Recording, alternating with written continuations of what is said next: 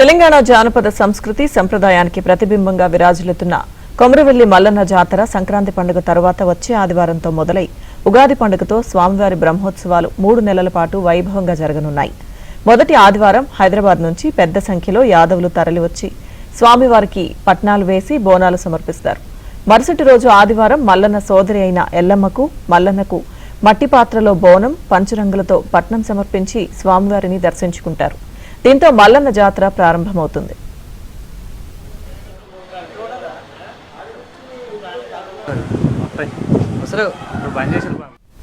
కొమరవెల్లి జాతరలో భక్తులకు ఎలాంటి ఇబ్బందులు తలెత్తకుండా 500 మంది పోలీసులతో బందోబస్తు నిర్వహిస్తున్నామని హుస్నాబాద్ ఏసీపీ సదానందన్ తెలిపారు. టెంపుల్ చుట్టుముట్టు పరిసర ప్రాంతాల్లో కూడా తాగునీటి సదుపాయాలు అనేది ఏర్పాటు చేయడం జరిగింది.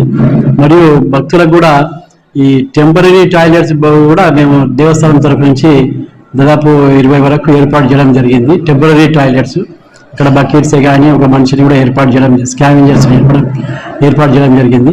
కాబట్టి తాగునీటికి కానీ డ్రైనేజ్కి కానీ ఇక్కడ భక్తులకు ఇబ్బందులు రాకుండా మేము దాదాపు చాలా నెలల నుంచి కూడా ఏర్పాటు చేయడం జరుగుతూ ఉన్నది.